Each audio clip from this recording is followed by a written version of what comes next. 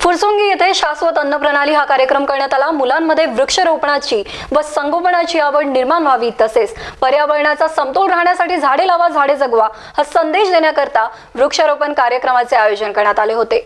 यावेळी भाजप नेते धनंजय अप्पा कामटे, पर्यावरण प्रेमी गोरख कामटे, मनपा शाळेचे प्रभारी मुख्याध्यापक भरत चौधरी, सर्व अध्यापक व वर्ग विद्यार्थी उपस्थित होते।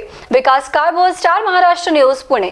फुरसुंगी येथे पुणे महानगरपालिका प्राथमिक शाळा या ठिकाणी मुलांमध्ये वृक्षारोपणाची आवड निर्माण व्हावी आणि निसर्गाचा समतोल आणि त्याचबरोबर शिक्षण सप्ताह सुरू असल्यामुळे या ठिकाणी वृक्षारोपण करून त्या ठिकाणी शिक्षण सप्ताह आपण साजरा करत आहोत।